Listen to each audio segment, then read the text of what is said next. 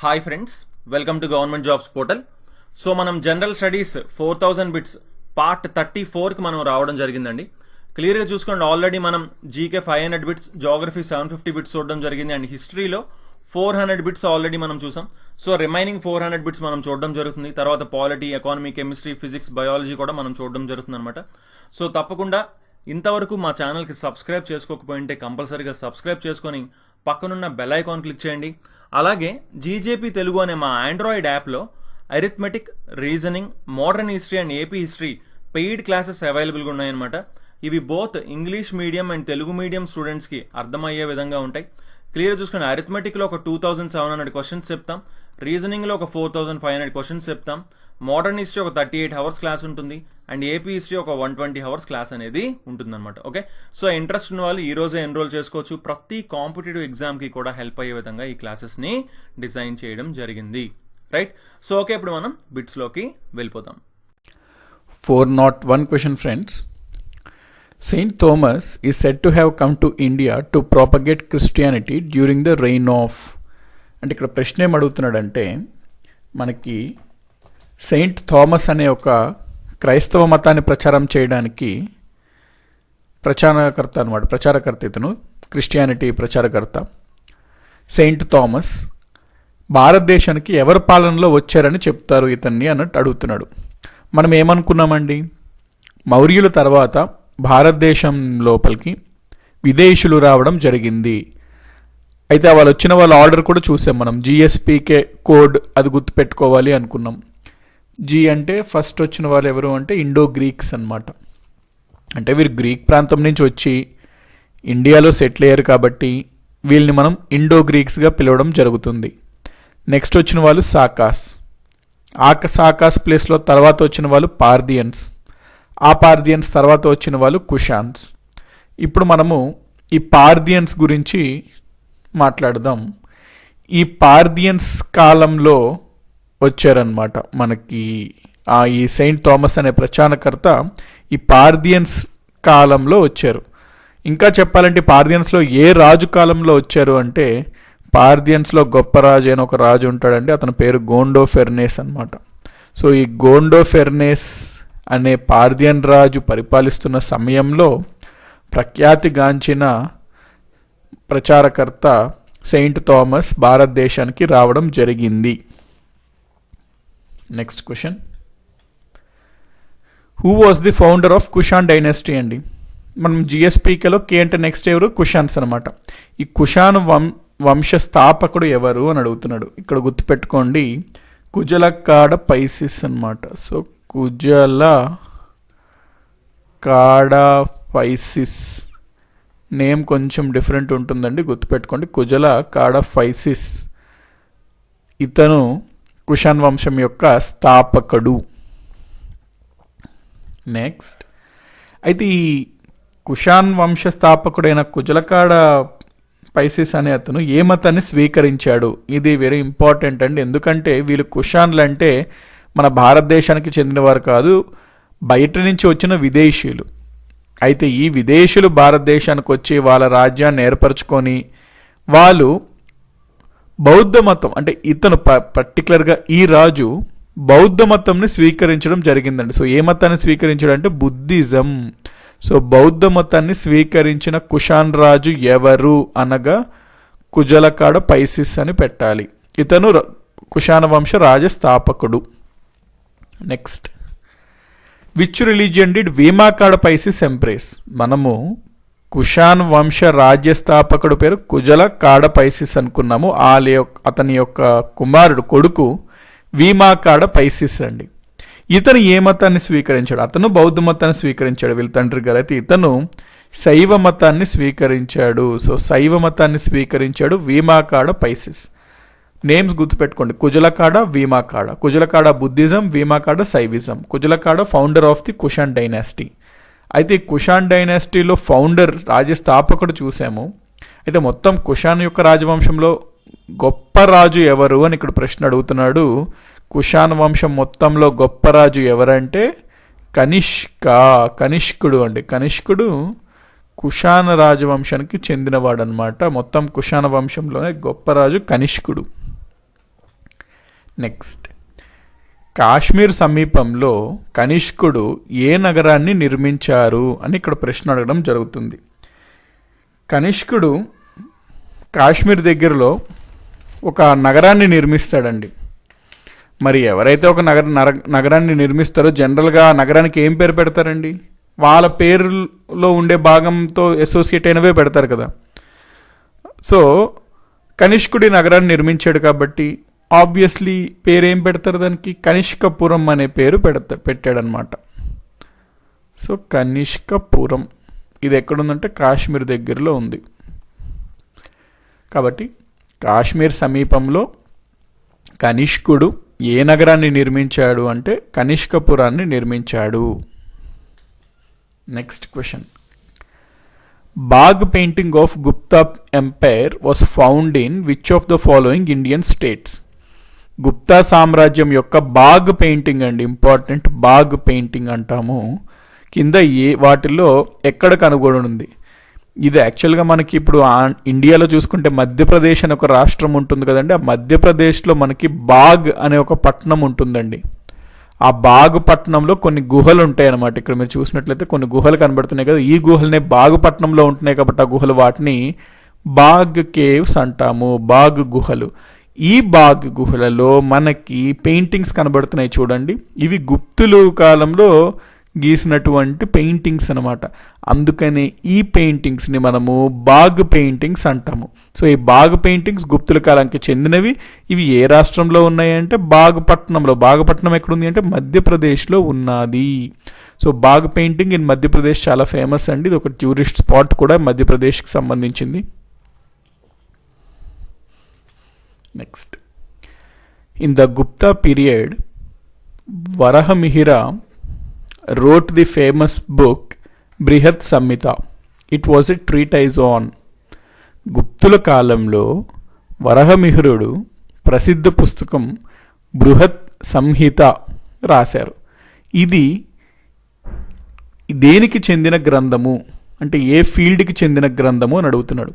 మనం అనుకున్నాం కదండి లిటరేచర్కి సంబంధించి క్వశ్చన్స్ ఇలా కూడా అడగచ్చు అని. అంటే ఆ బుక్ ఏ ఫీల్డ్కి సంబంధించింది అనేది. సో వరహమిహిర అనగానే మనకి ఏం గుర్తు రావాలి? స్పేస్ గుర్తుకు రావాలి, ఆస్ట్రోనామీ గుర్తు రావాలన్నమాట. కాబట్టి ఈ వరహమిహిరుడు రచించిన బృహత్ సంహిత అనేది ఖగోళ శాస్త్రంకి సంబంధించిన గ్రంథము. గుప్తుల కాలంలో నవరత్నాలు ఉండేవారండి, అంటే 9 జెమ్స్ అన్నమాట, నవరత్నాలు. ఈ 9 జెమ్స్లో ఒక అతను వరహమిహిరుడు. ఇతను బృహత్ సంహిత రాశాడు. ఖగోళ శాస్త్రానికి చెందిన గ్రంథం అన్నమాట అది. Next, which emperor wrote the play Nagananda in Sanskrit language? సంస్కృత భాషలో నాగనంద అనే నాటకాన్ని ఏ చక్రవర్తి రాశాడు? సో ఇది ఒక డ్రామా లాంటిదంటే ఒక ప్లే, సాంస్క్రిట్ ప్లే అనమాట నాగానంద. ఇది రచించింది పుష్యభూతి వంశానికి లేదా వర్ధమాన వంశానికి చెందిన ఒక గొప్ప రాజు హర్షవర్ధనుడు. సో హర్షవర్ధనుడు నాగనంద అనే నాటకాన్ని సంస్కృత భాషలో రచిస్తాడండి. ఈ హర్షవర్ధనుడు వర్ధన వంశం లేదా పుష్యభూతి వంశానికి చెందిన వాడు. నెక్స్ట్, ఎసర్షన్ రీజన్ అడుగుతున్నాడు అంటే అప్పుడప్పుడు ఎగ్జామ్స్లో కొంచెం అంటే టెక్నికల్గా క్వశ్చన్స్ ఏదైనా అడగాలి జనరల్ స్టడీస్లో అంటే ఈ టైప్లో అడుగుతాడు, ఎసర్షన్ రీజన్ టైప్లో. ఇక్కడ మనకి ఎసర్షన్ రీజన్లో చూడండి, ఎసర్షన్ అంటే ఒక పాయింట్ అంటున్నాడు, ఒక స్టేట్మెంట్ లాగా ఎసర్షన్ అంటే. ఈ ఎసర్షన్ రైటా లేదా ఫస్ట్ చూడాలి మనం. తర్వాత రీజన్ అని ఉంటుంది, ఆ రీజన్ రైటా లేదా చూడాలి. ఈ రెండు చూసిన తర్వాత ఇది ఇచ్చిన స్టేట్మెంట్కి అంటే ఎసర్షన్కి ఈ రీజన్ కరెక్ట్ రీజన్ ఏనా, దీనికి సరిపోతుందా అనేది వెరిఫై చేయాలి. సో ఫస్ట్ మనం చూద్దాం ఏ రైటా కాదో చూద్దాం. First, the Kushanas issued a large number of gold coins. అంటే కుషాన్లు అధిక సంఖ్యలో బంగారు నాణాలని జారీ చేశారు అనేది రైట్ అండి. మనకి బంగారు నాణాలు మొట్టమొదటిగా భారతదేశంలో ప్రవేశపెట్టిందే కుషాన్లు అనమాట. ఇండో గ్రీక్స్ అనగా కుషాన్లు. ఇది రైట్ స్టేట్మెంట్. నెక్స్ట్, కుషాన్ల కాలంలో ఇక్కడ మాట్లాడుతున్నారు. సో కుషాల కాలంలో వాణిజ్యం అనేది విస్తృతంగా ఉండేది. ఇది కూడా రైట్ అండి. కుషాన్ల కాలంలో వాణిజ్యం అనేది చాలా విస్తృతంగా ఉండేది, బాగా అభివృద్ధి చెందిందనమాట వాణిజ్యం. So A right, R right. ఇప్పుడు మనం చూడాల్సింది ఏంది, ఈ ఆర్ ఏకి కరెక్ట్ ఎక్స్ప్లెనేషనా అని. ఇప్పుడు ఏదన్నా ఒక సామ్రాజ్యంలో బాగా వాణిజ్యం జరుగుతుంది అంటే అప్పట్లో ఇప్పుడు రోజుల్లాగా మనీ, పేపర్ కరెన్సీ అట్లా ఏం లేదు కదండి. మరి దేంట్లో జరిగేది వాణిజ్యము? కాయిన్స్లో జరిగేది. కాయిన్స్ కూడా ముఖ్యంగా కుషాన్ల గురించి వాళ్ళ కాలంలో గురించి మనం మాట్లాడితే గోల్డ్ కాయిన్స్, బంగారు నాణ్యాల్లో వాణిజ్యం బాగా జరిగేది. సో వాణిజ్యం బాగా విరదిల్లుతుంది కాబట్టి వాణిజ్యం కొరకు బంగారు నాణ్యాలు ముద్రించడం జరిగింది. ఆ బంగారు నాణ్యాలు వాళ్ళ చేతి నుంచి వీరికి మారడం అనేది జరిగేది. సో బాగా వాణిజ్యం ఉండేది కాబట్టి వాళ్ళ కాలంలో ఎక్కువ బంగారు నాణ్యాలు కూడా వాళ్ళు జారీ చేశారు అనేది రైట్ ఎక్స్ప్లెనేషన్ అనమాట ఏకి. సో మనకి A right, or is the right explanation to A. So first option is the correct option. 411th question friends. మనకి ముఖ్యంగా ఏన్షియంట్ హిస్టరీకి సంబంధించి చూసుకుంటే మనకి బాదామి చాళుక్యులు అనే ఒక వంశం ఉంటుందండి. బాదామి చాళుక్యాస్. ఈ వంశం ఇంపార్టెంట్, బిట్స్ అడగడం జరుగుతుంది. అయితే జనరల్గా చాలామంది ఈ పర్టికులర్ టాపిక్ లేకపోతే చాప్టర్ని నెగ్లెక్ట్ చేస్తుంటారు. బట్ అట్లా చేయకూడదండి, ఎందుకంటే క్వశ్చన్స్ అడగడం జరుగుతుంది. అయితే ఈ పర్టికులర్ టాపిక్ మీద అంత రిలయబుల్ ఇన్ఫర్మేషన్ ప్రాపర్గా ఈజీగా అర్థమయ్యే విధంగా మనకి బుక్స్లో ఉండదు కాబట్టి చాలామంది దీన్ని ఇవ్వాల్సిన ఇంపార్టెన్స్, అటెన్షన్ ఇవ్వట్లేదు. కాకపోతే క్వశ్చన్స్ పరంగా చూసుకుంటే మరి డెఫినెట్లీ వీటి నుంచి అడుగుతాడు. సౌత్ ఇండియాలో ఒక గొప్ప సామ్రాజ్యంలో బాదామి చాళుక్యులది ఒక సామ్రాజ్యం. మరి అందుకని మనం ఏం చేద్దామంటే ఇప్పుడు ఈ టాపిక్ని తీసుకుంటున్నాము. ఈ టాపిక్లో మనము క్వశ్చన్స్ చూస్తూనే దాని యొక్క కాన్సెప్ట్ కూడా ప్యారలల్గా ఒక ఆర్డర్లో చూస్తాము. మనము ఈరోజు స్టార్ట్ చేస్తున్నామండి బాదామి చాళుక్యాస్. సో ఇప్పుడు ఎట్లా అంటే క్వశ్చన్స్ చూస్తాం, అట్ ద సేమ్ టైం దానికి సంబంధించిన కాన్సెప్ట్ ఒక ఆర్డర్లో వెళ్తాం. దాంతో మీకు దీని యొక్క థియరీ కంప్లీట్ అయిపోద్ది, బిట్స్ కూడా కంప్లీట్ అయిపోతే ఒక ప్రాపర్ అండర్స్టాండింగ్ కూడా వచ్చేస్తుంది అనమాట ఈ చాప్టర్ మీద. సో ఇప్పుడు మనం స్టార్ట్ చేద్దాం బాదామి చాళుక్యాస్ టాపిక్. ఇక్కడ ఏమంటున్నాడు, బాదామి చాళుక్యులు యొక్క ఇక్కడ వెస్ట్రన్ చాళుక్యాస్ అంటారండి వీళ్ళని, పశ్చిమ చాళుక్యులు. అయితే వెస్ట్రన్ చాళుక్యాస్లో ఇద్దరు ఉంటారండి యాక్చువల్గా. అంటే వీళ్ళు పశ్చిమ సైడ్ని పరిపాలించారు కాబట్టి వాళ్ళని పశ్చిమ చాళుక్యులు అంటారు. అయితే వెస్ట్రన్ చాళుక్యాస్లో యాక్చువల్లీ ఇద్దరు ఉంటారనమాట. స్టార్టింగ్ వీళ్ళు ఇప్పుడు ఇక్కడ మనం ఈరోజు మాట్లాడుకుంటుంది బాదామి చాళుక్యాస్ గురించి. నెక్స్ట్ వీళ్ళ తర్వాత కొంతకాలం తర్వాత కళ్యాణి చాళుక్యులు కూడా ఉంటారండి. వాళ్ళని కూడా వెస్ట్రన్ చాళుక్యాస్ అనే అనడం జరుగుతుంటుంది. సో మీరు ఈ నేమ్స్తోనే గుర్తుపెట్టుకోండి, ఎందుకంటే వెస్ట్రన్ చాళుక్యాస్ అని గుర్తుపెట్టుకుంటే మళ్ళీ వీలా అని కన్ఫ్యూషన్ వస్తుంది. అందుకనే వీళ్ళని బాదామి చాళుక్యులు, కళ్యాణి చాళుక్యులు వేరు వీళ్ళు ఈ పేర్లతోనే మనం పిలుచుకుందాం పశ్చిమ చాళుక్యుల కన్నా. సో బాదామి చాళుక్యులు అనమాట ఇప్పుడు మనం చూస్తున్నది. అయితే ఈ బాదామి చాళుక్యుల యొక్క నిజమైన స్థాపకుడు ఎవరు అని అడుగుతున్నాడండి ప్రశ్న. రియల్ ఫౌండర్ ఎవరు అని అడుగుతున్నాడు ప్రశ్న. మనకి రియల్ ఫౌండర్కి డిఫరెన్స్ ఉంటుందండి. రియల్ ఫౌండర్ వేరు, ఫౌండర్ వేరు. అంటే స్థాపకుడు వేరు, నిజమైన స్థాపకుడు అని వేరు. ఎప్పుడన్నా ప్రశ్న నిజమైన స్థాపకుడు అని వచ్చిందంటే ఇక్కడ కాన్సెప్ట్ ఏంటి అంటే, ఫర్ ఎగ్జాంపుల్ బాదామి చాళుక్యులు వీళ్ళలో చూసుకుంటే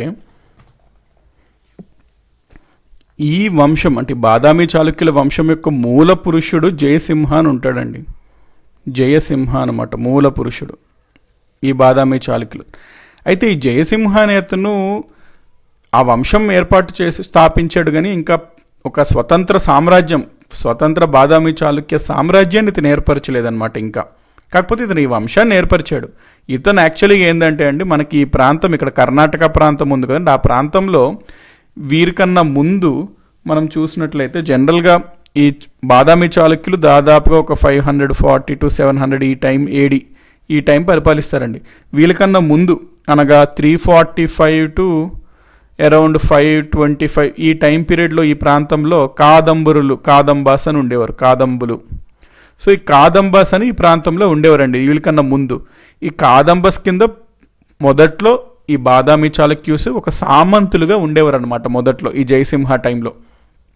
అయితే జయసింహ మెల్లగా సామంత రాజ్యాన్ని కొంత బలపరుస్తూ తర్వాత ఒక పర్టికులర్ రాజు ఉంటాడు. ఆ రాజు ఏం చేస్తాడు అంటే, మేము కాదంబుల కింద సామంతులు కాదు, మేము ఒక స్వతంత్ర రాజులము, స్వతంత్ర సామ్రాజ్యం మేము ఏర్పరుస్తున్నాము, మా రాజధాని ఇది అని ఒక స్వతంత్ర సామ్రాజ్యం ఒక రాజు ఏర్పరుస్తాడు కదండి. ఇతన్ని మనము నిజమైన స్థాపకుడు అని పేర్కొంటాము. వేరేసి వంశాన్ని స్థాపించిన అతను మనం మూల పురుషుడు అని అంటాము. సో ఈ రెండింటి మధ్యన డిఫరెన్స్ మీరు గుర్తుపెట్టుకోండి. కాబట్టి ఇక్కడ యాక్చువల్గా ఏమవుద్దంటే కాదంబస్ ఉంటారు కదండి, ఈ కాదంబస్ ఎప్పుడైతే ఓడిపోతారో ఆ తర్వాత ఈ టైంలో ఈ బాదామి చాళుక్యులు ఆ టైంలో పులకేసిన్ 1 అని ఉంటాడనమాట రాజు. ఇతను మేము స్వతంత్ర రాజులము, మేము ఇంకా సామంతులు కాదు, ఎందుకంటే కాదంబస్ ఇంకా లేరు. సో వాళ్ళ ప్లేస్లో వీళ్ళు వచ్చి స్వతంత్ర రాజ్యాన్ని ప్రకటించుకుంటారు అనమాట. కాబట్టి రియల్ ఫౌండర్ ఎవరు, నిజమైన స్థాపకుడు ఎవరు అంటే మనం పులకేసిన్ 1 అని చెప్పాలి దీనికి ఆన్సర్.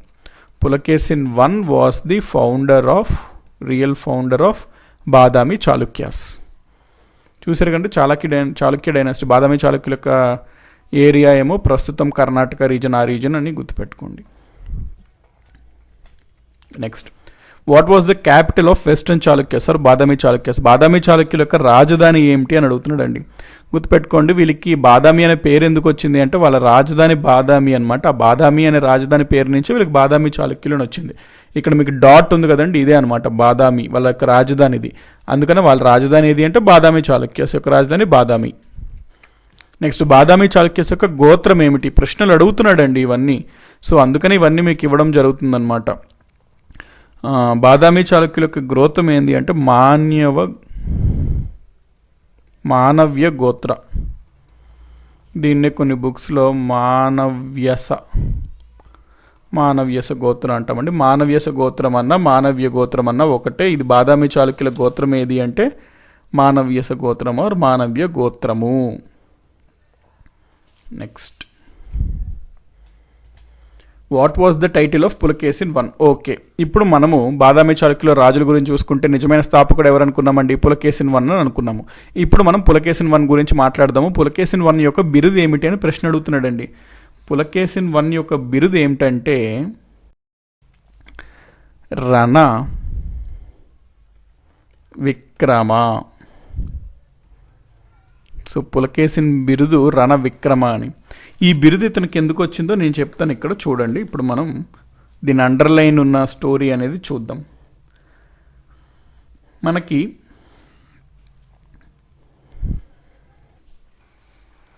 మనం ఏమనుకున్నామండి, ఈ ప్రాంతంలో వీరికన్నా ముందు కాదంబస్ అని ఉండేవారు, వాళ్ళ క్రింద సామంతులుగా వీరు ఉండేవారు అని అనుకున్నాం కదా. అయితే ఈ కాదంబస్లో చివరి రాజు పేరు కృష్ణవర్మ అండి. ఈ చివరి రాజు అంత పవర్ఫుల్ కాదు, వీక్ రూలర్ అనమాట. అది గ్రహించి అప్పుడు ఈ సామంతులుగా అంటే ఈ బాదామి చాళుక్యులు వీళ్ళకి సామంతులుగా ఉన్నారు. ఆ సామంతులంలో ఈ బాదామి చాళుక్యులకు రాజు పులకేసిన్ 1 అనమాట. ఈ విషయాన్ని గ్రహించి ఇతను కృష్ణవర్మని ఎదురు తిరుగుబాటు చేసి ఓడించి అతను పక్కకు జరిపి ఇతను సింహాసనాన్ని అధిగమిస్తాడు. ఎవరు? పులకేసిన్ 1 అధిగమించి ఇక మీదట మేము స్వతంత్ర రాజ్యము అని చెప్పి తన కాదంబుల రాజ్యం అంతా వాళ్ళ రాజ్యంలో కలుపుకొని బాదామి చాళుక్యులను ఒక పెద్ద రాజ్యాన్ని ఒక స్వతంత్ర రాజ్యంగా తను ప్రకటిస్తాడు. సో ఎప్పుడైతే కృష్ణవర్మని పక్కకు జరిపి ఇతను సింహాసనాన్ని అధిగరించడానికి ఇవన్నీ చూసి ఇతనికి రణవిక్రమ అనే బిరుదు ఇవ్వడం జరుగుతుంది. సో రణవిక్రమ అనే బిరుదు ఎవరికి ఉంది అంటే పులకేసిన్ 1కి ఉంది అని మనం చెప్పాలి. నెక్స్ట్ క్వశ్చన్, పులకేసిన్ 1 తర్వాత బాదామి చాళుక్యుల సింహాసనాన్ని అధిరోహించింది ఎవరు అని అడుగుతున్నాడండి ఇక్కడ ప్రశ్న. సో నేను మీకు స్టోరీ చెప్తా చూడండి.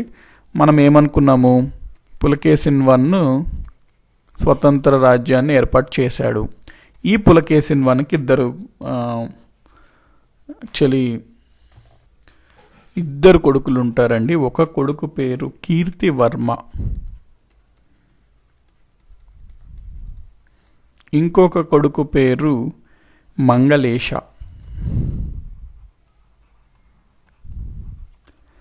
ఈ కీర్తివర్మ కొడుకు పేరు పులకేసిన్ 2 అండి. పులకేసిన్ 2 అనమాట. Very important person in Badami Chalukyas. అయితే పులకేసిన్ తర్వాత కీర్తివర్మ రాజు అవుతాడండి.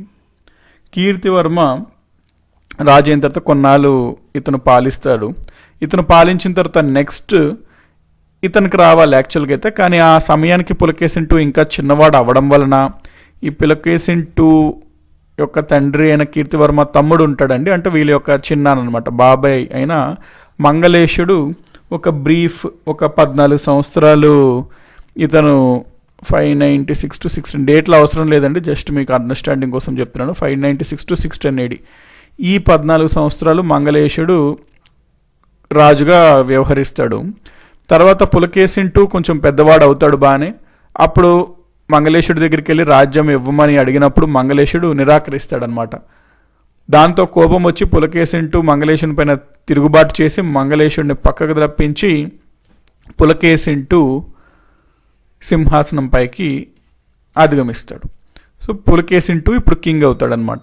అయితే ఇక్కడ ప్రశ్న ఏంటి మనకి, పులకేశిన్ I తర్వాత ఎవరు బాదామి చాళుక్యుల సింహాసనాన్ని అధిగమించారు అని ఇక్కడ ప్రశ్న అడుగుతున్నాడు కదండి. దీనికి ఆన్సర్ పులకేశిన్ I తర్వాత ఎవరండి, కీర్తివర్మ కదా. కీర్తివర్మ అనేది ఆన్సర్ అండి. ఇది నేను మీకు ఎందుకు చెప్పా అంటే అండర్స్టాండింగ్ కోసం చెప్పాను అనమాట స్టోరీ. సో ఇప్పుడు దీనికి ఆన్సర్ కీర్తివర్మ. నెక్స్ట్ క్వశ్చన్ చూడండి, మొత్తం బాదామి చాళుక్యుల్లోనే గొప్ప పాలకుడు ఎవరు? మొత్తం బాదామి చాళుక్యుల్లోనే గొప్ప పాలకుడు పులకేశిన్ II అండి. So Pulakeshin II was the greatest of the Badami Chalukyas. Next, which Pallava king was defeated in the hands of Pulakeshin II? Pulakeshin II చేతిలో ఏ పల్లవ రాజు ఓడిపోయాడు అని ఇక్కడ మనకు ప్రశ్న అడుగుతున్నాడండి. మనకి కర్ణాటక ప్రాంతం, ఈ ప్రాంతం బాదామి చాళుక్యులు పరిపాలిస్తున్న సమయంలో కొంచెం పవర్ఫుల్ కింగ్డమ్ ఇక్కడ ఉండేదండి తమిళనాడు ప్రాంతంలో. వీళ్ళే పల్లవాస్ అన్నమాట. సో ఈ పల్లవాస్కి మరియు ఈ బాదామి చాళుక్యులకి ఫ్రీక్వెంట్గా క్లాషెస్ అయ్యేవన్నమాట, యుద్ధాలు జరిగేవి ఫ్రీక్వెంట్గా బాదామి చాళుక్యాస్కి మరియు పల్లవాస్కి. అయితే ఈ బాదామి చాళుక్యాస్లో ఇప్పుడు రాజు మనం ఎవరి గురించి మాట్లాడుతున్నాము, పులకేశిన్ II గురించి మాట్లాడుతున్నాం. ఇతను పల్లవల్లులో ఒక రాజుతో యుద్ధం చేస్తాడు, ఆ రాజు ఓడిపోతాడు, పులకేశిన్ II గెలుస్తాడు, ఆ రాజును ఆ యుద్ధంలో చంపివేయడం జరుగుతుంది అనమాట. సో పులకేశిన్ II ఎవరు ఆ రాజు అని ప్రశ్న అడుగుతున్నాడు. ఇక్కడ మనం పల్లవాస్ గురించి కూడా లైట్ ఇన్ఫర్మేషన్ మనం చూసుకుంటే కొంచెం బెటర్ అండి, ఎందుకంటే అది మనకి బెటర్ అండర్స్టాండింగ్ ఉంటుంది అనమాట. సో ఇప్పుడు పల్లవాస్ గురించి బ్రీఫ్గా చెప్తాను చూడండి. పల్లవాస్ యొక్క వంశం స్థాపకుడు ఎవరు అంటే సింహవిష్ణు అండి. ఆ సింహవిష్ణు తర్వాత మహేంద్రవర్మ అనే అతను వస్తాడండి రాజుగా, మహేంద్రవర్మ. సో ఇతను దాదాపుగా 592, డేట్స్ అవసరం లేదండి అండర్స్టాండింగ్ కోసం ఇస్తున్నా అంతే. 590 to 630 AD. అయితే మహేంద్రవర్మకి పులకేశిన్ IIకి జరుగుతుందండి యుద్ధం, మహేంద్రవర్మ. సో ఈ మహేంద్రవర్మకి పులకేశిన్ IIకి జరుగుద్ది యుద్ధం. ఈ యుద్ధంనే పుల్లలార్ యుద్ధం అంటారండి, వెరీ ఇంపార్టెంట్, పుల్లలార్ యుద్ధం. సో పుల్లలార్ యుద్ధం అంటే ప్రశ్న చూడండి ఎంత అడగచ్చు దీని నుంచి అంటే, పుల్లలార్ యుద్ధం ఎవరి మధ్యలో జరిగింది? పులకేశిన్ IIకి మహేంద్రవర్మన్కి. పల్లవల రాజు ఎవరు? మహేంద్రవర్మన్. బాదామి చాళుక్యుల రాజు ఎవరు? పులకేశిన్ II. యుద్ధం పుల్లలార్ యుద్ధం. ఈ యుద్ధంలో ఎవరు గెలిచారు? పులకేశిన్ II గెలిచాడు, మహేంద్రవర్మ చనిపోతాడు అనమాట, అంటే ఓడిపోయి చంపేస్తాడు పులకేశిన్ II. అయితే ఈ పుల్లలార్ యుద్ధం ప్రకారం అంటే ఏ బాదామి చాళుక్య రాజు పల్లవరాజున మహేంద్రవర్మపై విజయం సాధిస్తాడు అంటే పులకేశిన్ II. సో ఇక్కడ ప్రశ్న మనకి ఏమడుగుతున్నాడు, పులకేశిన్ II చేతిలో ఏ పల్లవరాజు ఓడిపోయాడు అని అడుగుతున్నాడు, అంటే మహేంద్రవర్మ ఓడిపోయాడు. So Mahendravarma is the correct answer for our question అనమాట. నెక్స్ట్,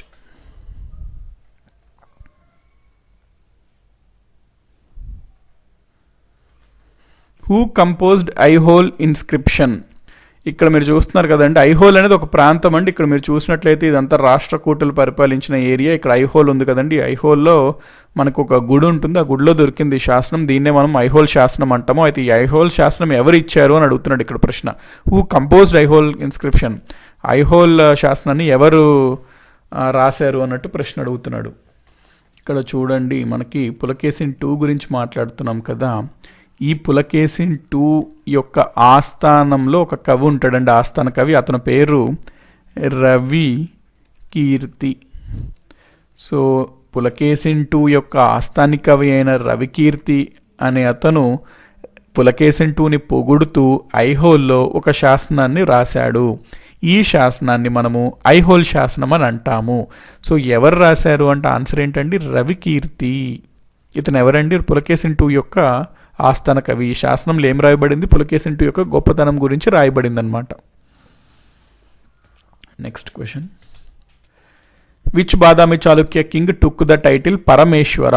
ఏ బాదామి చాళుక్య రాజు పరమేశ్వర అనే బిరుదు తీసుకున్నాడు అంటే మనకి ఆల్రెడీ ఇండియన్ హిస్టరీలో ముందు ఒక క్వశ్చన్ చెప్పానండి మీకు. ఏంటి అంటే భారతదేశం ఆ టైంలో చూసుకున్నట్లయితే మనకి నార్త్ ఇండియా ఈ ప్రాంతంలో వీళ్ళు ఇక్కడ ఉండి మనం బాదామి చాళుక్యస్ ఇక్కడ పెద్ద డైనాసిటీ ఉండేది, వంశం. హర్ష పరిపాలిస్తుండేవాడండి నార్త్ ఇండియన్ ఆ టైంలో. సో హర్ష దక్షిణ భారత దండయాత్ర చేస్తాడు. అప్పుడు ఇతను అడ్డుకుంటాడు, ఎవరు బాదామి చాళుక్యులైన రాజు అయిన పులకేసిన్ II అడ్డుకుంటాడు. నర్మదా నడి ఒడ్డున వీళ్ళిద్దరికీ యుద్ధం జరుగుతుంది, నర్మదా ఒడ్డున. ఆ యుద్ధంలో పులకేసిన్ II గెలుస్తాడు, హర్షను ఓడించడం జరుగుతుందండి. ఇది చాలా పెద్ద విజయం అనమాట పులకేసిన్ IIకి. ఎందుకంటే అప్పుడు హర్ష అనే అతను చాలా పెద్ద రాజు, మొత్తం భారతదేశంలో పెద్ద రాజ్యం ఉన్నది హర్షకే అనమాట.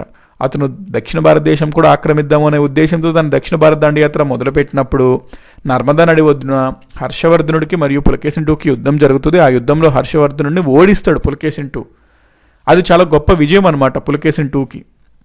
సో హర్షవర్ధనుడిని ఓడించినందుకు గాను పులకేసిన్ IIకి పరమేశ్వర అనే బిరుదు లభించడం జరుగుతుంది. సో ఈ బిరుదు ఎవరికి ఉంటుంది అంటే పులకేసిన్ IIకి ఉంటుందన్నమాట బిరుదు. Next, whom did Pulakeshin II appointed as the governor of east coast of Andhra region? మనకి దక్షిణ పదం చూసుకుంటే ఈ ప్రాంతాన్నంతా బాదామి చాళుక్యులు పరిపాలిస్తున్నారు. ఇప్పుడు మనం చూస్తున్న రాజు పులకేసిన్ II. అయితే పులకేసిన్ II ఏం చేస్తాడంటే, ఇక్కడ చిన్న రాజ్యాలు ఉంటాయండి, ఇక్కడ చిన్న కళింగ రాజ్యాలు అని అంటాము, ఇట్లా చిన్న రాజ్యాలు ఉంటుంటాయి అనమాట ఆంధ్ర ప్రాంతంలో. అయితే ఈ పులకేసిన్ II వెళ్ళి ఈ ఆంధ్ర ప్రాంతంలో ప్రతి రాజ్యాన్ని ఓడించి ఆక్రమించి ఇక్కడ ఆ రాజ్యాన్ని అంతా తను ఆక్రమిస్తాడండి. అయితే మరి ఇక్కడిని అంటే ఆల్రెడీ తనకు ఉన్నదే పెద్ద సామ్రాజ్యం, మరి ఇంకా పెద్ద రాజ్యాన్ని అతను డైరెక్ట్గా దాన్ని పరిపాలించడం కష్టం. కాబట్టి ఇతను ఏం చేస్తాడంటే, ఈయన ఒక బ్రదర్ ఉంటాడండి, తమ్ముడు, అతను పేరు కుబ్జ విష్ణువర్ధన అనమాట. కుబ్జ విష్ణువర్ధన అతని తమ్ముడికి ఈ రాజ్యాన్ని అప్పగించడం జరుగుతుంది అనమాట, కుబ్జ విష్ణువర్ధనుడికి. సో బ్రదర్ నువ్వు ఇక్కడ చూసుకో, ఇవన్నీ నేను బ్యాక్కి వెళ్తాను, ఇవన్నీ మన కింద ఉంటాయి, ఇది నువ్వు చూసుకో, నువ్వు పరిపాలించుకో అని చెప్పి అతనికి ఇవ్వడం జరుగుతుంది. సో ఈ ప్రాంతాన్ని కుబ్జ విష్ణువర్ధనుడు తూర్పు చాళుక్యులు, ఈస్టర్న్ చాళుక్యాస్, తూర్పు చాళుక్యులు, వీళ్ళ రాజధాని వేంగి అండి. అందుకే వీళ్ళని మనము వేంగి చాళుక్యులు అని కూడా అంటాం. వేంగి చాళుక్య రాజును ఏర్పాటు చేస్తాడు కుబ్జ విష్ణువర్ధనుడు. ఈ కుబ్జ విష్ణువర్ధనుడు ఎవరు? Pulakeshin II brother. Pulakeshin II ఈ రాజ్యాలను జయించి ఆ రాజ్యాన్ని తన బ్రదర్ని కుబ్జ విష్ణువర్ధన్కి అక్కడ గవర్నర్గా పెట్టడం జరుగుతుంది మొదలు. తర్వాత ఇతను పులకేసిన్ II తర్వాత స్వతంత్రం ప్రకటించుకుని ఒక స్వతంత్ర రాజ్యం ఏర్పరచుకుంటాడు కుబ్జ విష్ణువర్ధనుడు. ఆ రాజ్యాన్ని మనము తూర్పు చాళుక్యులు లేదా వేంగి చాళుక్యులు అంటాం, ఎందుకంటే వారి యొక్క రాజధాని వేంగి కాబట్టి. ఇక్కడ ప్రశ్న ఏమడుగుతున్నాడు, పులకేసిన్ II ఆంధ్ర ప్రాంతం తూర్పు తీరానికి గవర్నర్గా ఎవరిని నియమించాడు అంటే కుబ్జ విష్ణువుడిని నియమిస్తాడండి. తర్వాత కాలంలో పులకేసిన్ II చనిపోయిన తర్వాత కుబ్జ విష్ణువర్ధనుడు స్వతంత్రాన్ని ప్రకటించుకొని తూర్పు చాళుక్యుల స్వతంత్ర రాజ్యాన్ని ఏర్పరుస్తాడు. 421st question. మనము ప్రీవియస్ క్లాస్లో యాక్చువల్లీ బాదామి చాళుక్యస్ అవి చూస్తున్నాం కదండి, ఆర్డర్లో ఏం చూసాము, మూల పురుషుడు జయసింహ అని, నిజమైన రాజ్యస్థాపకుడు ఎవరు అంటే పులకేసిన్ I అని, పులకేసిన్ I గురించి 1-2 క్వశ్చన్స్ చూసాము. దాని తర్వాత వచ్చిన రాజు ఎవరు అనేది వాళ్ళ యొక్క ట్రీ చూసాం, కింగ్స్ ఎవరెవరు వస్తున్నారు అని. దాని తర్వాత మొత్తం బాదామి చాళుక్యులైన గొప్ప రాజు ఎవరు అంటే పులకేసిన్ II అనుకున్నాము. పులకేసిన్ IIకి మరియు పల్లవ రాజున మహేంద్రవర్మన్కి యుద్ధం జరుగుతుంది, పుల్లల యుద్ధం. ఆ యుద్ధంలో మహేంద్రవర్మ ఓడిపోతాడు అని చెప్పాము. పులకేసిన్ II హర్షవర్ధనుని కూడా ఓడిస్తాడు అని చెప్పాము. దానికి గాను ఒక బిరుదు కూడా అతనికి వచ్చిందని చెప్పాము. పులకేసిన్ II నెక్స్ట్ ఆంధ్ర ప్రాంతాన్ని అంతా జయించి అక్కడ తన బ్రదర్ని కుబ్జ విష్ణువర్ధన్ని గవర్నర్గా పెట్టడం జరిగింది అని అవన్నీ చూసాం మనం. సో ఇవన్నీ మీరు ఒక ఆర్డర్లో చూడండి ఫ్రెండ్స్, సో దట్ ఆ కంటిన్యూటీ ఉంటుంది. ఇప్పుడు మనం ఆల్రెడీ కొంత భాగం చూసాం కదా బాదామి చాళుక్యస్, అది కంటిన్యూ చేద్దాం. ఇప్పుడు మనం ఇక్కడ ప్రశ్న ఏమడుగుతున్నాడు, ఏ పెర్షియన్ చక్రవర్తి దగ్గరికి పులకేసిన్ II రాయబారిని పంపాడు? మనకి పులకేసిన్ II గురించి ఇప్పుడు మనం మాట్లాడుతున్నామండి. అయితే పెర్షియన్ అప్పుడు చాలా గొప్ప రాజ్యం అనమాట. పెర్షియా అంటే ప్రెజెంట్ ఇరాన్ ఆ ప్రాంతం అనమాట. అయితే పెర్షియా రాజు ఖుస్రో అని ఉంటాడండి, ఖుస్రో అనమాట. సో ఖుస్రో అనే ఒక పెర్షియన్ రాజు ఉంటాడు. ఈ చక్రవర్తి దగ్గరికి పులకేశింటు ఒక రాయబారిని పంపడం కూడా జరిగిందనమాట. అతను కూడా తిరిగి ఒక రాయబారిని పులకేశింటు దగ్గరికి కూడా పంపాడు. ఇవన్నీ మనకి ఎట్లా తెలుస్తున్నాయి అంటే అజంతా గుహలలో పెయింటింగ్స్ ఉంటాయండి. ఆ పెయింటింగ్స్ ద్వారా ఇది మనకు తెలుస్తుంది ఇన్ఫర్మేషన్.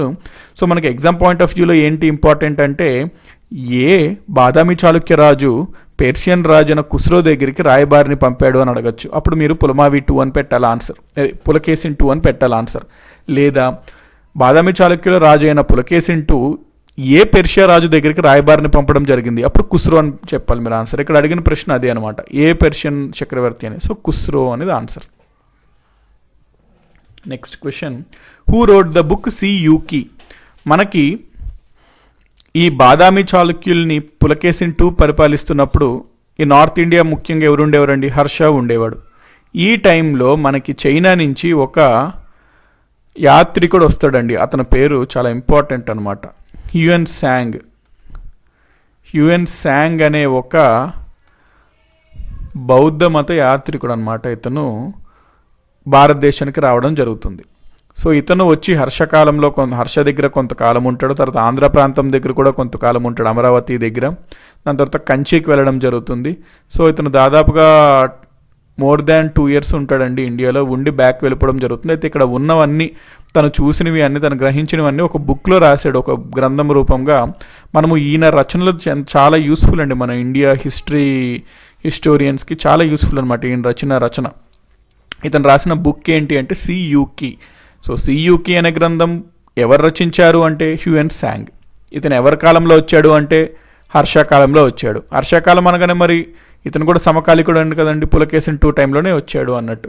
ఈ టైంలోనే మన ఆంధ్ర ప్రాంతాన్ని ఎవరు పరిపాలిస్తున్నారు అంటే కుబ్జ విష్ణువర్ధనుడు అండి, గుర్తుపెట్టుకోండి. ఏపీపీఎస్లో ఇట్లా అడుగుతాడు అనమాట క్వశ్చన్. తూర్పు చాళుక్యుల రాజు పాలన సమయంలో హ్యూయన్ శాంగ్ భారతదేశంని సందర్శించడం జరిగింది అంటే కుబ్జ విష్ణువర్ధనుడిని పాలన ఆ సమయంలో.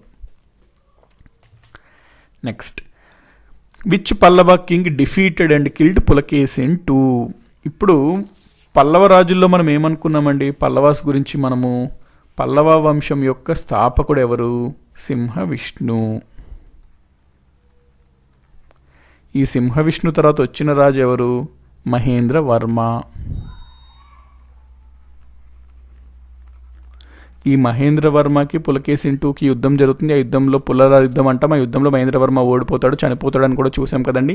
ఈ మహేంద్ర వర్మ కొడుకే నరసింహవర్మ. వెరీ ఇంపార్టెంట్ అనమాట,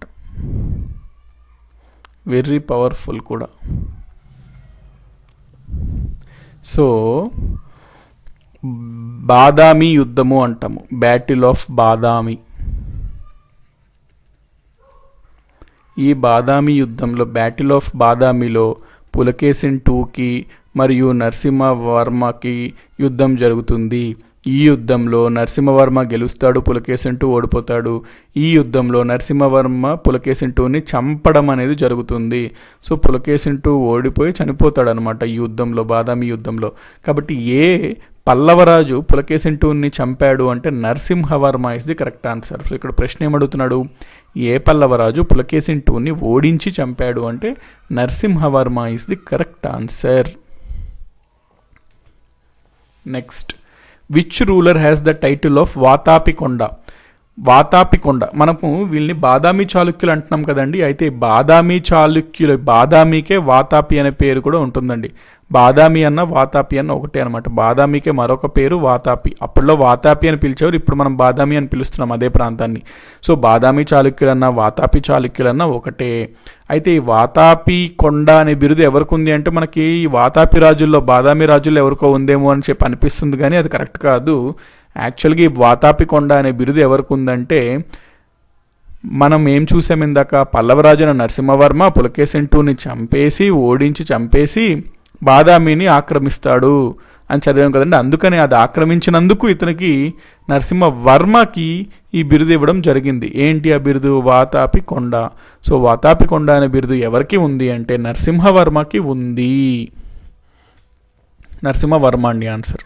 next question, who was the last ruler of Badami Chalukyas? ఇప్పుడు మనం బాదామి చాళుక్యస్లో ఏం చూసాం, పులకేశిన్ II చనిపోయాడు కదండి. ఆ తర్వాత కొంతమంది రాజులు పరిపాలించడం జరిగింది. ఆ పరిపాలించిన తర్వాత లాస్ట్ రూలర్కి వచ్చేసరికి ఎవరు అంటే కీర్తివర్మ అండి. అంటే యాక్చువల్గా మనం ఏం చూసాం, పులకేశిన్ II చూసాం కదండి. పులకేశిన్ II తర్వాత నెక్స్ట్ విక్రమాదిత్య I అనే రాజు వస్తాడండి. అవసరం లేదు, బట్ జస్ట్ మీకు ఇస్తున్నాను.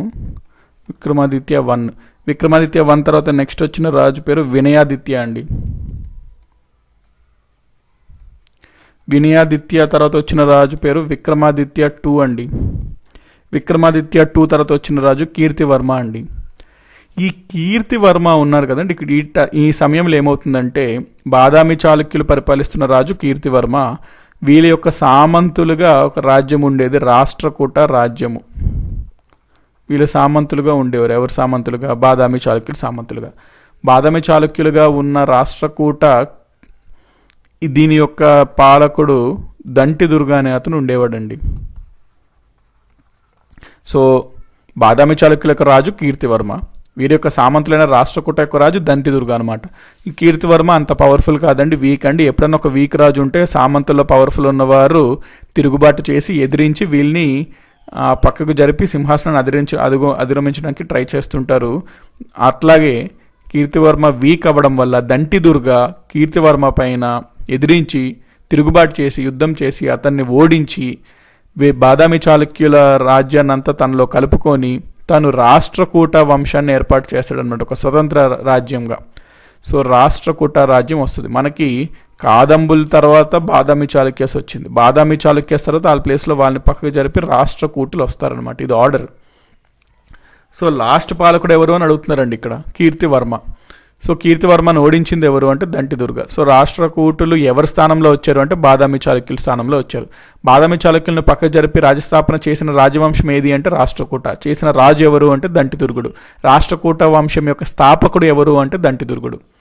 సో మనము ఈ బాదామి చాళుక్యస్ ఇవి చూసాం కదండి. అదేవిధంగా మనము రాష్ట్రకూటస్ అవి కూడా చూస్తుంటాము. ఇప్పుడు ఇక్కడ ప్రశ్న చూడండి, బాదామి చాళుక్య చివరి పాలకుడు కీర్తివర్మను ఓడించి రాష్ట్రకూట రాజవంశం స్థాపించింది ఎవరు? ఇందాక చూసాం కదండి మొత్తం స్టోరీ. సో రాష్ట్రకూట రాజవంశం స్థాపించింది ఎవరు? Dantidurga is the correct answer. So ఇప్పుడు మనము రాష్ట్రకూటుల గురించి చూద్దామండి. బాదామి చాళుక్యస్ చూసాము. నెక్స్ట్ బాదామి చాళుక్యుల తర్వాత ఎవరండి? రాష్ట్రకూటాస్ కదా, వీళ్ళ గురించి చూద్దాం ఇప్పుడు మనం ఆర్డర్లో. సో మనం బిట్స్ కవర్ అయిపోతున్నాయి, కాన్సెప్ట్ కవర్ అయిపోతున్నాయి. ఇవన్నీ మీకు చాలా యూస్ఫుల్ అండ్ ఎగ్జామ్స్లో అడుగుతుంటాడు. నార్మల్గా బుక్లో అయితే కొంచెం కన్ఫ్యూజన్గా ఉంటుంది. సో మీకు ఈజీ చేయడానికి ఒక ఆర్డర్లో తీసుకువెళ్తున్నాం. డెఫినెట్గా యూటిలైజ్ చేసుకోండి, నోట్స్ మెయింటైన్ చేస్తూ అంతా. చాలా ఎఫర్ట్స్తో ఇవన్నీ మేము చేస్తున్నామండి మీకు యూజ్ అవ్వాలని చెప్పి. ఇవి మీ అంతా మీరు ప్రయత్నించి మీ సైడ్ నుంచి బాగా మీరు ఎఫర్ట్స్ ఇచ్చి తీసుకుంటే డెఫినెట్గా వీటి యొక్క యూస్ఫుల్నెస్ అనేది మీకు ఉంటుందండి. సో నెక్స్ట్ ఏం అడుగుతున్నారు, దీని ఆన్సర్ దంటిదుర్గ. నెక్స్ట్ క్వశ్చన్ ఏంటి? బాదామి చాళుక్యస్ గురించి మనకు కొన్ని చూస్తామండి. ఇప్పుడు బాదామి చాళుక్యస్కి సంబంధించి ఇక్కడ ఏమడుగుతున్నాడంటే సామ్రాజ్యాన్ని ఎలా విభజించబడింది అని అడుగుతున్నాడు అండి. అంటే ఇప్పుడు మనం ప్రెసెంట్ డే చూసుకుంటే మన దేశం ఎట్లా విడదీశారండి? కంట్రీని ఎట్లా విభజించారు? రాష్ట్రాలుగా, రాష్ట్రాలని డిస్ట్రిక్ట్స్గా, డిస్ట్రిక్ట్స్ని మండల్స్గా, మండల్స్ని విలేజెస్గా. ఇది మన యొక్క విభాగం అన్నమాట, జాగ్రఫికల్ డివిజన్ అంటాం. అదే రకంగా మరి బాదామి చాళుక్యుల కాలంలో ఎట్లా విడదీశారు అంటే ఫస్ట్ రాజ్యం అండి, మొత్తం రాజ్యం చూసుకుంటున్నాం. ఇది కంట్రీ లాగా అనమాట. మొత్తం రాజ్యాన్ని వీరు మహారాష్ట్రకగా విడదీశారు. మహారాష్ట్రక అంటే ప్రెసెంట్ డే స్టేట్స్, కంట్రీ అనుకోండి, రాజ్యం అంటే స్టేట్స్ని మహారాష్ట్రక అని పిలిచేవారు అప్పట్లో. ఈ మహారాష్ట్రకాలని విషయాలుగా విడదీశారు. విషయం అంటే ప్రెసెంట్ డే డిస్ట్రిక్ట్స్ అనుకోండి, విషయాలుగా విడదీశారు. ఈ విషయాల్ని రాష్ట్రకాలుగా విడదీశారు. అంటే ప్రెసెంట్ డే మండల్స్ అనుకోండి. Country, state, district, mandals. రాష్ట్రకాలని వీరు బాగా అనేవారు. అంటే 10 గ్రామాలు కలిసి బాగా అయ్యేదన్నమాట, 10 గ్రామాలు కలిసి. నెక్స్ట్ బాగాని గ్రామం, ఒక సింగిల్ గ్రామం. సో గ్రామం, బాగా, రాష్ట్రక, విషయ, మహారాష్ట్రక, రాజ్యం. ఈ పేర్లు గుర్తుపెట్టుకోండి, ఎందుకంటే ఆల్రెడీ ఒక ప్రశ్న అడగడం జరిగింది ఒక ఎగ్జామినేషన్లో. ఏమని? క్రింద ఇచ్చిన వాటిలో బాదామి చాళుక్యుల యొక్క సామ్రాజ్యం విభజనకు సంబంధించని డివిజన్ ఏది, విభజన ఏది అని చెప్పి ఇక్కడ ఏమిస్తాడు ఆప్షన్స్లో? ఏ మహారాష్ట్రక, బి భాగ, సి విషయ, డి నాడు అంటాడండి. నాడు ఇక్కడ ఎక్కడుంది? లేదు కదా ఇక్కడ. సో నాడు కాదనమాట, ఈ మూడు ఉన్నాయి. సో ఏమేమి ఉన్నాయి అని ఇవ్వచ్చు. ఆర్ మెయిన్గా రాజ్యాన్ని ఎట్లా విభజించారు? మెయిన్గా అంటే స్టేట్స్గా, అంటే మహారాష్ట్రగా విభజించారు. ఇది గుర్తుపెట్టుకోవాలి. సో ఇవంతా గుర్తుపెట్టుకుంటే మీరు ఎట్లా ఇచ్చినా మీరు ఆన్సర్ చేయగలుగుతారు. కాబట్టి బాదామి చాళుక్యుల సామ్రాజ్యం ఈ విధంగా విభజించబడింది. Next, who constructed Virupaksha temple at Pattadakal? మనకి బాదామి చాళుక్యుల్లో కర్ణాటక ప్రాంతం, ఆ ప్రాంతంలో బాదామి చాళుక్యులు దేవాలయాల్ని నిర్మించారండి. చాలా ప్రఖ్యాతిగాంచినవన్నమాట. శిల్పకళ అద్భుతంగా ఉంటుంది వీరి యొక్క శిల్పకళ. అయితే కొన్ని ఫేమస్ టెంపుల్స్ ఉంటాయి వాళ్ళు కన్స్ట్రక్ట్ చేసినవి. అయితే ఇందులో మనం ఎవరు, ఏ రాజు నిర్మించారు అనేది మనం తెలుసుకోవాలన్నమాట. ఇక్కడ మనకి ఏం ప్రశ్న అడుగుతున్నాడు? బాదామి చాళుక్యుల యొక్క టైంలోనే మనకి పట్టడక్కల్ అనే ఒక ఏరియా ఉంటుందండి. అది చాలా ఇంపార్టెంట్ అనమాట అప్పుడు రోజుల్లో. సో పట్టడక్కల్లో వాళ్ళు దేవాలయాల్ని నిర్మించడం జరిగింది. అయితే ఇక్కడ ప్రశ్న ఏం అడుగుతున్నాడు మనకి? పట్టడక్కల్లో ఉన్న విరూపాక్ష దేవాలయంని ఎవరు నిర్మించారు అని అడుగుతున్నాడండి. ఇక్కడ మీరు ఇమేజ్లో చూస్తున్నారు కదా, ఇదే అనమాట విరూపాక్ష టెంపుల్. మనకి విరూపాక్ష టెంపుల్ అంటే యాక్చువల్లీ రెండు ఉంటాయండి. ఒకటి హంపీలో ఉంటుంది విరూపాక్ష టెంపుల్, అది వేరు. ఇది పట్టడక్కల్లో ఉంటుందంట. రెండు దాదాపుగా 150 కిలోమీటర్ల దూరం అండి రెండింటి మధ్యన. సో అది వేరు, ఇది వేరు. ఇక్కడ పట్టడక్కల్లో మనం మాట్లాడుతున్నాం. పట్టడక్కల్ వద్ద విరూపాక్ష ఆలయాన్ని నిర్మించింది ఎవరు అనేది ప్రశ్న అనమాట. సో దీన్ని నిర్మించింది ఎవరు అంటే ఇక్కడ చూడండి, మీకు ఆల్రెడీ ఇందాక పులకేశిని టు గొప్పరాజు, ఆ రాజు తర్వాత కొంతమంది రాజులు వచ్చేవారు అన్నట్టు మనం చదువుకున్నాం కదా. అయితే ఆ రాజుల్లో ఒక రాజు పేరు మనం ఏమనుకున్నాం? విక్రమాదిత్య 2 అనుకున్నాం కదండి. ఇక్కడ చూడండి, విక్రమాదిత్య 2 అనుకున్నాం కదా. ఇది విక్రమాదిత్య 1, ఇది విక్రమాదిత్య 2. సో ఈ విక్రమాదిత్య 2 రాజు ఉన్నాడు కదండి, ఇతని గురించి ఇప్పుడు చూద్దాము. ఈ విక్రమాదిత్య 2 రాజు ఉన్నాడు. ఆ విక్రమాదిత్య 2 రాజు యొక్క భార్య ఉంటారు కదండి, ఆ భార్య పేరు లోక మహాదేవి. సో లోక మహాదేవి అండి. ఈమె ఎవరు? విక్రమాదిత్య 2 యొక్క వైఫ్ అన్నమాట. ఈవిడ పట్టడక్కల్లో విరూపాక్ష దేవాలయాన్ని నిర్మించారు. సో పట్టడక్కల్లో విరూపాక్ష ఆలయాన్ని నిర్మించింది ఎవరు అంటే లోకమహాదేవి. లోకమహాదేవి ఎవరు అంటే బాదామి చాళుక్యుల రాజైన విక్రమాదిత్య 2 యొక్క వైఫ్. నెక్స్ట్, ఇక్కడ మీరు చూస్తున్నారు కదండి, ఇది కూడా పట్టడక్కల్లో ఉంటుందండి ఈ టెంపుల్. ఈ టెంపుల్నే మనము మల్లికార్జున ఆలయం అంటాం. Mallikarjuna temple at Pattadakal. ఇక్కడ ఇది కూడా చాలా ఫేమస్ సైట్ అండి. యాక్చువల్లీ కర్ణాటకకి వెళ్తే అక్కడ టూరిజం సైట్స్లో, ప్లేసెస్లో ప్రముఖమైన ఒక ఏరియా పట్టడక్కల్. పట్టడక్కల్లో ఫేమస్ ఫర్ టెంపుల్స్ అనమాట. చాలా రకాల టెంపుల్స్ ఉంటాయి అక్కడ. అందులో మల్లికార్జున టెంపుల్ కూడా బాగా ఫేమస్. అయితే ఆ పట్టడక్కల్లో ఉన్న మల్లికార్జున టెంపుల్ని నిర్మించింది ఎవరు అంటే సేమ్ అండి, ఇందాక మనం ఎవరైతే చూసామో విక్రమాదిత్య 2 యొక్క వైఫ్ లోకమహాదేవి. ఈవిడ 2 దేవాలయాలను నిర్మిస్తారు పట్టడక్కల్లో. ఒకటి విరూపాక్ష దేవాలయము, 2 మల్లికార్జున దేవాలయము. సో ఆన్సర్ ఎవరండి? లోక మహాదేవి. ఈవిడ ఎవరండి? విక్రమాదిత్య 2 యొక్క వైఫ్ అన్నమాట. Next question, which 3 poets are called the great trio in Kannada literature? Kannada సాహిత్యంలో ఏ 3 కవులను గొప్ప త్రయం అని పిలుస్తారు? గుర్తుపెట్టుకోండి, మనకి నన్నయ్య, తిక్కన, ఎర్రన్న అట్లా ఉంటారు కదండి, వాళ్ళని గొప్ప త్రయం అంటాము. మన తెలుగు భాషకి సంబంధించి, ఆంధ్ర సాహిత్యానికి సంబంధించి, అలాగనే కన్నడ సాహిత్యానికి సంబంధించి కర్ణాటక రాష్ట్రంలో గొప్ప త్రయం అని ఎవరిని అంటారు అంటే 3 కవులు. వాళ్ళు ఎవరు అంటే, ఒకటి పంప, తర్వాత కన్న, తర్వాత రన్న. వీళ్ళు 3 గొప్ప త్రయం అంటారండి కన్నడ సాహిత్యానికి సంబంధించి. సో ఇవి ఆల్ అబౌట్ బాదామి చాళుక్యస్ అండి. 431st క్వశ్చన్ ఫ్రెండ్స్, మనము ప్రీవియస్గా బాదామి చాళుక్యస్ గురించి చూసాం కదండి. ఇప్పుడు మనము పల్లవాస్ గురించి చదువుదామండి. ఆల్రెడీ లైట్ రిఫరెన్స్ వచ్చింది బాదామి చాళుక్యుల పల్లవాల గురించి. ఇప్పుడు పర్టికులర్గా పల్లవాస్ గురించి చదువుదాం ఇప్పుడు. సో వంశం యొక్క స్థాపకుడు ఎవరు అని ఇక్కడ ప్రశ్న అడుగుతున్నాడు. మనం ఆల్రెడీ చూసాం కదండి, అక్కడ మీకు చెప్పాను పల్లవాస్ గురించి బ్రీఫ్గా చెప్పినప్పుడు ముందు క్లాస్లో. సింహ విష్ణు అనే అతను మొదటి రాజు స్థాపిస్తాడు పల్లవ వంశాన్ని అన్నాం కదా. సో పల్లవ వంశాన్ని స్థాపించింది ఎవరు అంటే సింహ విష్ణు. నెక్స్ట్, పల్లవ రాజ్యం యొక్క రాజధాని ఏది అని అడుగుతున్నాడు అండి ఇక్కడ. సో పల్లవ సామ్రాజ్యం యొక్క రాజధాని ఏంది అంటే ప్రముఖ క్షేత్రం అండి ఇది, కంచి అనమాట, కంచీపురం అని కూడా అంటాం. So Kanchi was the capital of Pallava dynasty, Pallava empire. Next, which Pallava king was defeated by Pulakesin 2. అయితే మనం ఇందాక ఏమనుకున్నామండి, పల్లవాస్ చూసుకుంటే మొదటి రాజు సింహవిష్ణు అనుకున్నాము. సింహవిష్ణు తర్వాత వచ్చిన రాజు పేరు మనం ఏమనుకున్నామండి, మహేంద్ర వర్మ అనుకున్నాం కదా. ఆ మహేంద్ర వర్మకి బాదామి చాళుక్యుల రాజైన పులకేసిన్ 2కి యుద్ధం అవుతుంది. ఆ యుద్ధంనే పుల్లలార్ యుద్ధం అంటాము. ఆ యుద్ధంలో మహేంద్రవర్మ ఓడిపోవడం జరుగుతుంది, పులకేసిన్ 2 గెలవడం జరుగుతుంది. సో ఇక్కడ ప్రశ్న ఏమడుగుతున్నాడు, ఏ పల్లవరాజు పులకేసిన్ 2 చేతిలో ఓడిపోయాడు అంటే Mahendravarma is the correct answer. Next, who was the greatest of Pallava dynasty అంటున్నాడు. అంటే మొత్తం పల్లవ రాజవంశంలో గొప్పవాడు ఎవరు అని అడుగుతున్నాడు.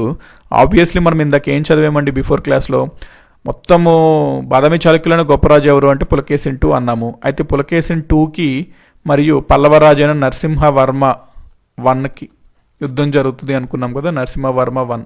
ఈ యుద్ధంనే బ్యాటిల్ ఆఫ్ బదామి యుద్ధం అంటాం అనుకున్నాం. ఈ యుద్ధంలో నరసింహవర్మ 1 పులకేసిన్ 2ని ఓడించి చంపడేయడం జరుగుతుంది.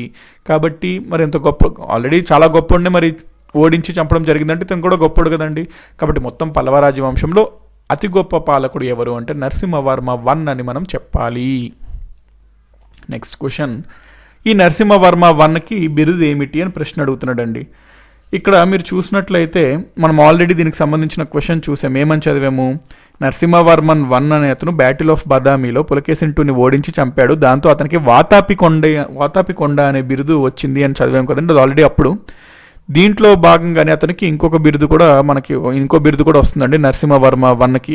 ఆ బిరుదే మహామల్ల అనమాట. అంటే అతని యొక్క మహామల్ల అంటే మీనింగ్ గ్రేట్ రెజ్లర్ అనమాట, అంటే గొప్ప యోధుడు అని. అతని యొక్క ఫైటింగ్ స్కిల్స్ అవన్నీ చూసి ఈ బిరుదు అతనికి ఇవ్వడం జరిగిందండి, మహామల్ల అని. సో మహామల్ల బిరుదు ఎవరిది అంటే పల్లవరాజైన నరసింహవర్మ 1ది.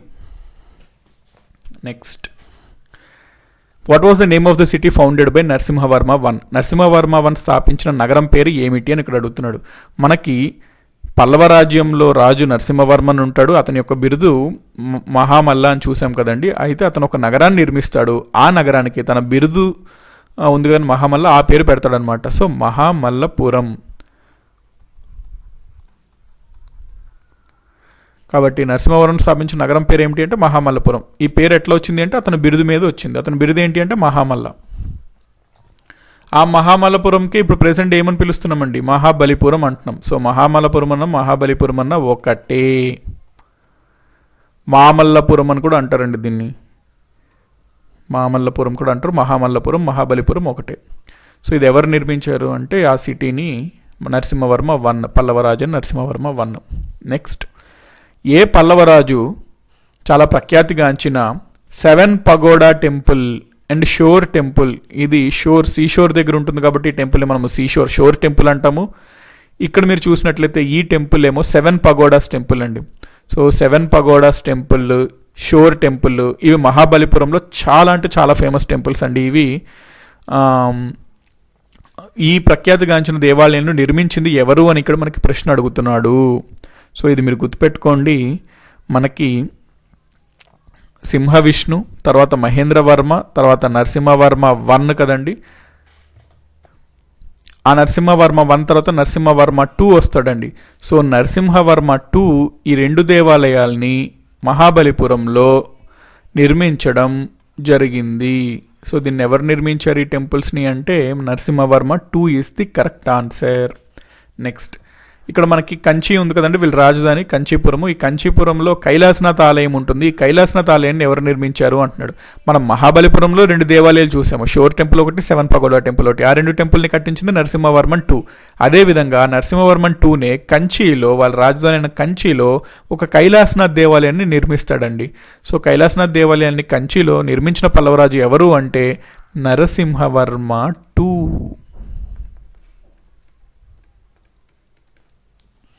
Next question.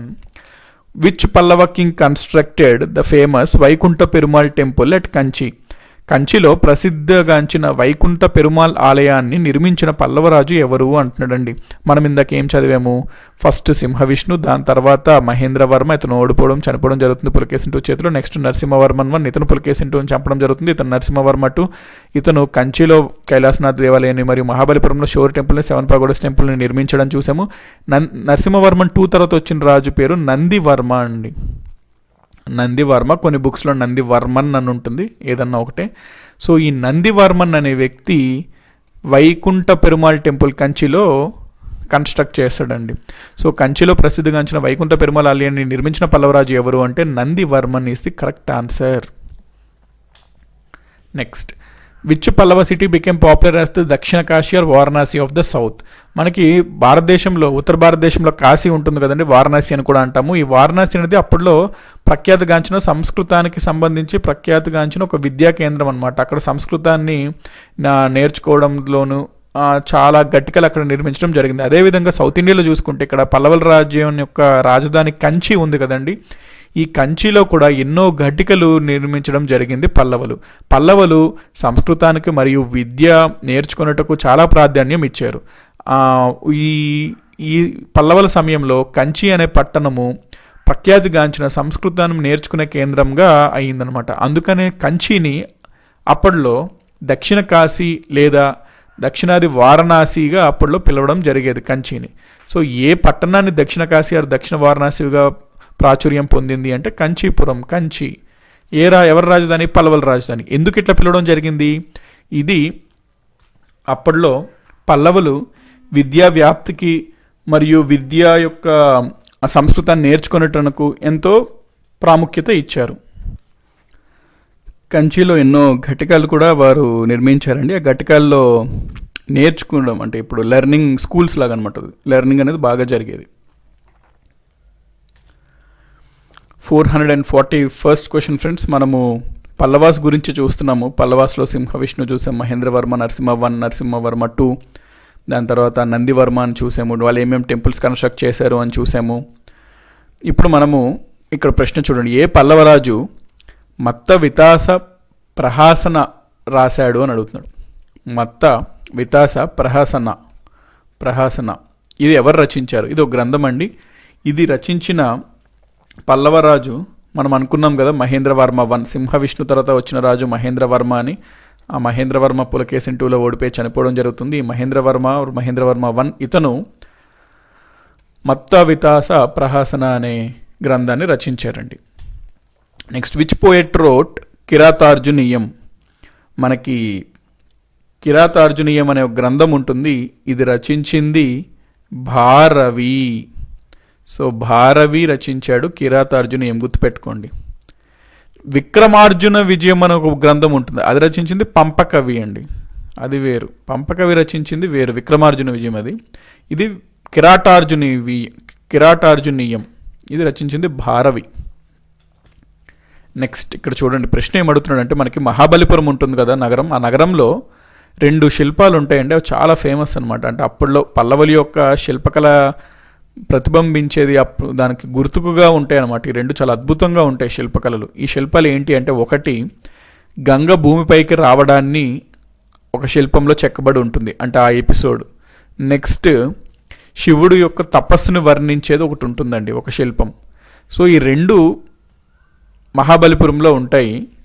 ఈ 2 శిల్పాలు ఏ వంశానికి చెందినవి, ఏ రాజవంశానికి చెందినవి అని ప్రశ్న అడుగుతున్నాడు. ఈ 2 పల్లవులకు చెందినవండి. అంటే పల్లవ రాజ్యంలో వాళ్ళు వీటి యొక్క నిర్మాణం అనేది చేశారు. ఈ 2 మహాబలిపురంలో ఈ 2 శిల్పాలు ఏంటేంటివి? గంగా భూమిపైకి వచ్చే విధానం ఆ స్టోరీని తెలిపే ఒక శిల్పం, మరియు శివుడు తపస్సును గురించి తెలిపే ఒక శిల్పం మహాబలిపురంలో ఉంటే ఇవి ఎవరి కాలం చెందినవి అంటే పల్లవుల కాలానికి చెందినవి. Who was the last ruler of Pallavas. పల్లవుల యొక్క చివరి పాలకుడు ఎవరు అని ఇక్కడ మనకి ప్రశ్న అడుగుతున్నాడు, గుర్తుపెట్టుకోండి. అపరిజిత వర్మ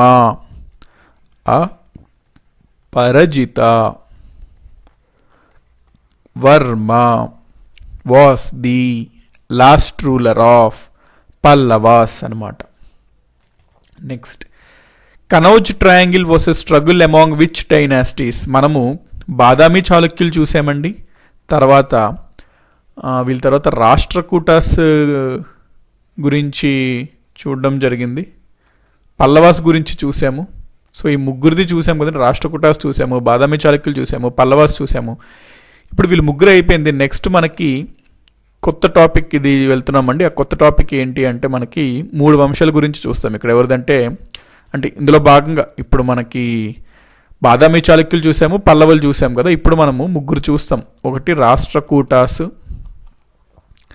నెక్స్ట్ ప్రతిహారాస్, వీళ్ళనే కొన్ని బుక్స్ గూర్జర ప్రతిహారాస్ అని చెప్తాయి. నెక్స్ట్ పాలాస్. వీళ్ళ ముగ్గురు గురించి లైట్గా చూస్తామండి. అందులో మనకి ఇక్కడ ప్రశ్న ఏమడుతున్నాడంటే కనౌజ్ త్రిభుజం ఏ రాజవంశానికి చెందిన పోరాటం అని అడుగుతున్నాడు. ఇక్కడ మీరు ఇమేజ్ చూడండి. మనకి కనౌజ్ అనేది ఒక ప్రాంతం అనమాట. ఇక్కడ యమున ఇట్లా ప్రవహిస్తుంది, సో గంగా ఇట్లా ప్రవహిస్తుంది. ఈ గంగా యమున కలిసే దోఅబ్ అనమాట, అంటే 2 నదుల కలయిక దగ్గర ఉండే ప్రాంతం ఈ కనౌజ్ ప్రాంతం. ఈ ప్రాంతం చాలా ఫెర్టైల్ అనమాట, సారవంతమైన ప్రాంతం, పంటలు బాగా పండుతాయి. మరి ఆ రోజుల్లో వ్యవసాయం అనేది ముఖ్యమైన పని కాబట్టి ఈ ప్రాంతం పైన ఆధిపత్యం కోసము అప్పట్లో ఉన్న 3 గొప్ప వంశాలు కంటిన్యూస్గా స్ట్రగుల్లో ఉండేవారండి. అంటే ఫైటింగ్స్ చేసుకుంటూ వారి మధ్యన యుద్ధాలు అనేవి జరిగేవి. ఎందుకు అంటే కనౌజ్ పైన ఆధిపత్యం కోసం. ఒక్కొక్కరు ఒక్కొక్కసారి దీన్ని కాంకర్ చేసుకునేవారు, ఆక్రమించుకునేవారు, మళ్ళీ వేరే వాళ్ళు వచ్చి ఆక్రమించుకునేవారు. అట్లాగే జరిగేదన్నమాట. సో దీన్నే మనము చరిత్రలో కనౌజ్ ట్రయాంగిల్ అంటాం, కనౌజ్ త్రిభుజం. రాష్ట్రకూటాస్, పాలాస్, గూర్జర ప్రతిహారాస్ వీళ్ళు ముగ్గురు మధ్యలో జరిగిందనమాట ఈ పోరాటం అనేది. 750-900 AD ఈ టైం పీరియడ్లో జరుగుతుంది ఇది. సో రాష్ట్రకూటాస్ ఇక్కడ మనం చూసుకుంటే ఇది వీళ్ళ రాజ్యం అండి. ఒకనొక సమయంలో వీళ్ళు కనౌజ్ను ఆక్రమించుకోవడం జరిగింది. ఒకనొక సమయంలో గూర్జరాస్ ఆక్రమించుకున్నారు, ఒకనొక సమయంలో పాలాస్ ఆక్రమించుకున్నారు. వీళ్ళు ముగ్గురులో కంటిన్యూస్ ఒక పోరాటం ఉండేదన్నమాట కనౌజ్ కోసం. దాన్నే కనౌజ్ త్రిభుజం అంటాం. సో ఎవరి మధ్యలో ఈ పోరాటం అంటే ఈ 3 రాజవంశాల మధ్యలో పోరాటం. ఇప్పుడు మనము రాష్ట్రకూటాస్ గురించి చూస్తున్నామండి. రాష్ట్రకూటాస్ గురించి చదువుతాం ఇప్పుడు మనం. సో రాష్ట్రకూటాస్ యొక్క ఫౌండర్ ఎవరు, స్థాపకుడు ఎవరు అని అడుగుతున్నాడు అండి ప్రశ్న. ఆల్రెడీ మనం ఏం చూసాము, బాదామి చాళుక్యస్ ఉన్నారు. బాదామి చాళుక్యస్లో ఒక చివరి రాజు మనం ఏమనుకున్నామండి, బాదామి చాళుక్యుల యొక్క చివరి రాజు కీర్తివర్మ అనమాట. అయితే ఈ కీర్తివర్మ ఉండగా ఈ బాదామి చాళుక్యులు సామంతులుగా ఉన్న రాష్ట్రకూటాస్లో దంటిదుర్గ అనే వ్యక్తి పరిపాలిస్తుండేవాడు. ఈ దంటిదుర్గ ఈ కీర్తివర్మ అంత పవర్ఫుల్ రూలర్ కాదు కాబట్టి ఇతనికి తిరుగుబాటు చేసి ఎదిరించి ఇతను పక్కకు జరిపి ఇతను రాష్ట్రకూట సామ్రాజ్యం, బాదామి చాళుక్యుల స్థానంలో రాష్ట్రకూట సామ్రాజ్యాన్ని ఏర్పాటు చేస్తాడు. ఎవరు, దంటిదుర్గుడు. కాబట్టి రాష్ట్రకూటుల యొక్క స్థాపకుడు ఎవరు అంటే దంటిదుర్గుడు అని మనం చెప్పాలి. Next question, who was the founder of Rashtrakutas అండి. సేమ్ కదండి, actually who was the founder of Rashtrakutas అంటే దంటిదుర్గ. సేమ్ క్వశ్చన్ అండి ఇది. రాష్ట్రకూటాల స్థాపకుడు ఎవరంటే దంటిదుర్గ. అయితే వీరి యొక్క క్యాపిటల్ ఏది అండి, క్వశ్చన్ ఇట్లా మార్చుకోండి. రాష్ట్రకూటుల యొక్క రాజధాని ఏది, క్యాపిటల్ ఏది అన్నట్టు మార్చుకోండి క్వశ్చన్ని. సో రాష్ట్రకూటాస్ యొక్క క్యాపిటల్ అంటే వీళ్ళు ఫస్ట్లో కొంచెం ఎల్లోరా క్యాపిటల్ చేసుకొని పరిపాలించారండి కొంతకాలం స్టార్టింగ్లో. కానీ తర్వాత చాలా కాలం అంటే ఆల్మోస్ట్ ఎంటైర్ వీళ్ళు మాన్యఖేత ఉంది కదండి, ఇక్కడ మాన్యఖేత ఇదిగోండి ఇక్కడ ఉంది కదా, రాష్ట్రకూట ప్రాంతం అండి ఇది కలర్లో ఉన్నది. సో ఇక్కడ మాన్యఖేత ఉంది కదా, ఇది వీళ్ళ రాజధాని. కాబట్టి మాన్యఖేత అనే ఒక నగరాన్ని వీళ్ళు రాజధానిగా చేసుకొని రాష్ట్రకూటులు పరిపాలించడం జరిగేది. సో ఈ ప్రశ్న క్యాపిటల్ ఆఫ్ రాష్ట్రకూటాస్ ఏదిగా మార్చుకోండి. ఏంటి అంటే ఆన్సర్ మాన్యఖేత అన్నమాట. Next, who constructed the famous Dashavatara temple at Ellora. మనకి అజంతా ఎల్లోరా గుహలు ఉంటాయి కదండి, ఆ ఎల్లోరా గుహల్లో మనకి కేవ్ నెంబర్ 16 ఆ దగ్గరలో అండి. ఆ కేవ్స్లో ఒక కేవ్లో మనకి దశావతార టెంపుల్ ఉంటుందండి. కేవ్ దశావతార కదండి, దశావతార కేవ్ 15 అండి. గుర్తుపెట్టుకోండి. కేవ్ 15 ఎల్లోరా గుహల్లో దశావతార టెంపుల్ ఉంటుంది. సో ఇక్కడ మీరు చూస్తున్నారు కదా, ఈ టెంపులే అనమాట దశావతార ఆలయము. అయితే ఈ దశావతార ఆలయాన్ని ఎవరు నిర్మించారు అని ఇక్కడ మనకి ప్రశ్న అడుగుతున్నాడండి. సో మనకి రాష్ట్రకూటుల యొక్క స్థాపకుడు ఎవరు అనుకున్నాము, దంటిదుర్గ అనుకున్నాం కదండి. ఈ దంటిదుర్గుడే దశావతార ఆలయాన్ని ఎల్లోరా గుహలలో 15వ గుహలో దశావతార ఈ ఆలయాన్ని నిర్మించింది దంటిదుర్గుడు అనమాట. Next question, who constructed the famous Kailasanath temple at Ellora. ఇక్కడ చూడండి, ఇది ఒక రాయి అనమాట, ఒక కొండ లాంటి ఒక రాయి. ఆ రాతిని చెక్కి అద్భుతమైన ఇది వారి ప్రదక్షిణ అండి, శిలా ప్రదక్షిణ అంటే ఇది. ఇక్కడ చూడండి, ఇదంతా ఒక రాయి. రాయిని చెక్కి ఈ టెంపుల్ని కట్టారు. అంటే ఈ టెంపుల్ని ఎక్కడో నార్మల్గా కట్టడం కాదు, ఇదంతా ఒక సింగిల్ రాయి అనమాట. Monolithic, carved out of a single rock. ఒక సింగిల్ రాక్ని కట్ చేసుకుంటూ ఈ షేప్లో తీసుకొచ్చి ఈ టెంపుల్ని ఇక్కడ కట్టారండి. ఇది ఒక అద్భుతమైన శిల్పకళ అనమాట. సో ఈ టెంపుల్నే కైలాసనాథ్ టెంపుల్ అంటాము. ఇది ఎల్లోరా గుహల్లో ఉంటుంది. ఈ కైలాసనాథ్ దేవాలయాన్ని ఎవరు నిర్మించారు, ఎవరు కట్టించారు అని ఇక్కడ అడుగుతున్నాడు. మనము రాష్ట్రకూటుల యొక్క ఫౌండర్ ఎవరు అనుకున్నాము? స్థాపకుడు దంటిదుర్గ అనుకున్నాం కదా. దంటిదుర్గ తర్వాత వచ్చిన రాజు పేరు కృష్ణ 1 అండి. సో కృష్ణ 1 అనే రాజు వస్తాడు దంటిదుర్గ తర్వాత. ఈ కృష్ణ 1 అనే రాజు కైలాసనాథ్ ఆలయాన్ని నిర్మిస్తారు. సో కైలాసనాథ్ ఆలయాన్ని కృష్ణ 1 అనే రాజు నిర్మించాడు. కేఫర్కి అట్లా గుర్తుపెట్టుకోండి. కైలాసనాథ్ టెంపుల్ ఎల్లోరా కృష్ణ 1. రాష్ట్రకూట రాజు అయిన కృష్ణ 1 కైలాసనాథ్ ఆలయాన్ని, ఎల్లోరా గుహల్లో ఉన్న కైలాసనాథ్ ఆలయాన్ని నిర్మిస్తాడు. 450th question friends. Who was the first Rashtrakuta king to conquer Kannauj by defeating Pratiharas and Palas? ప్రతిహారాలు మరియు పాలాలను ఓడించి కనౌజ్ని జయించిన మొదటి రాష్ట్రకూట రాజు ఎవరు అని అడుగుతున్నాడండి. నేను మీకు ఏం చెప్పాను? కనౌజ్ ఉంటుంది, దానికోసం 3 పోరాటం చేసేవారు: ప్రతిహారాసు, రాష్ట్రకూటాసు, పాలాసు. అయితే ఈ కనౌజ్ని ఒక్కొక్క సమయంలో ఒక్కొక్కరు దీన్ని ఆధీనం తీసుకొని వాళ్ళ కింద ఉంచుకునేవారు. అట్లాగా రాష్ట్రకూటాల్లో చూసుకుంటే మొట్టమొదటి రాజు ఏ రాజు పాలనలో ఏ రాజు ఈ కనౌజ్ ప్రాంతాన్ని తన ఆధీనంలో తెచ్చుకున్నాడు? మొట్టమొదటగా ఎవరు అని అడుగుతున్నాడు ఇక్కడ. మనకి రాష్ట్రకూట చూసుకుంటే ఫౌండర్ ఎవరండి? స్థాపకుడు దంటిదుర్గ. దంటిదుర్గ తర్వాత వచ్చిన రాజు అండి ఎవరండి? కృష్ణ 1. ఇతనే కైలాసనాథ్ టెంపుల్ని కట్టాడు అని మనం అనుకున్నాము. ఈ కృష్ణ 1 తర్వాత గోవింద 2 అనే రాజు వస్తాడండి. ఈ గోవింద 2 కొంతకాలం పరిపాలించిన తర్వాత నెక్స్ట్ వచ్చే రాజు ధ్రువ అనమాట. ధ్రువ అనే రాష్ట్రకూట రాజు, ఇతను పవర్ఫుల్ అనమాట. ఇతను కాలంలో మొట్టమొదటిగా కనౌజ్ రాష్ట్రకూట ఆధీనంలోకి వస్తుంది. సో ఈ ప్రశ్నకు ఆన్సర్ ధ్రువ. సో ఇక్కడ ప్రశ్న ఏమంటున్నాడు? ప్రతిహారాలు మరియు పాలాలను ఓడించి కనౌజ్ను జయించిన మొదటి రాష్ట్రకూట రాజు ఎవరు అంటే ధ్రువ అండి. సో ధ్రువ వీళ్ళని ఓడించి కొంతకాలము కనౌజ్ని రాష్ట్రకూట ప్రాంతానికి తీసుకొస్తాడు. దాని తర్వాత మళ్ళీ వేరే వాళ్ళు తీసుకోవడం జరుగుతుంది కనౌజ్. వీరు కనౌజ్ని కోల్పోవడం జరుగుతుంది. మళ్ళీ నెక్స్ట్ ఒక రాజు వస్తాడండి, అతను మళ్ళీ కనౌజ్ని జయిస్తాడు. సో అవన్నీ మనం చూస్తాం అనమాట ఆర్డర్లో. సో మనము బాదామి చాళుక్యుల గురించి చూసాము, పల్లవాల గురించి చూసాము. ఇప్పుడు మనము రాష్ట్రకూటాసు, ప్రతిహారాసు, పాలాస్ వీళ్ళు 3 గురించి చూస్తున్నాం. అందులో మనము ఇప్పుడు రాష్ట్రకూటాస్ గురించి చూస్తున్నాము. సో మనం ఒక ఆర్డర్లో వెళ్తున్నాం ఫ్రెండ్స్. ఇవన్నీ మీకు చాలా అంటే ఎగ్జామ్స్లో డెఫినెట్గా మీకు యూస్ఫుల్ అవుతాయి. మంచిగా అడిగే బిట్స్ మేము బెస్ట్ వే పాసిబుల్గా ఎట్లా చెప్తే బెటర్ ఉంటుంది అని అంతా చూసి మేము ఇట్లా చెప్పడం జరుగుతుంది. మీరు నోట్స్ మెయింటైన్ చేసుకుని రివైజ్ చేస్తుండండి ఎప్పటికెప్పుడు. So okay guys, thanks for watching. ఈ వీడియోలో మనం ఒక 50 బిట్స్ చూడడం జరిగింది. సో నెక్స్ట్ వీడియోలో మరొక 50 బిట్స్ చూద్దాం. సో తప్పకుండా ఈ వీడియోని లైక్ చేసి మీ ఫ్రెండ్స్ అందరికీ కంపల్సరీగా షేర్ చేయండి. So thanks for watching and have a nice day. Bye.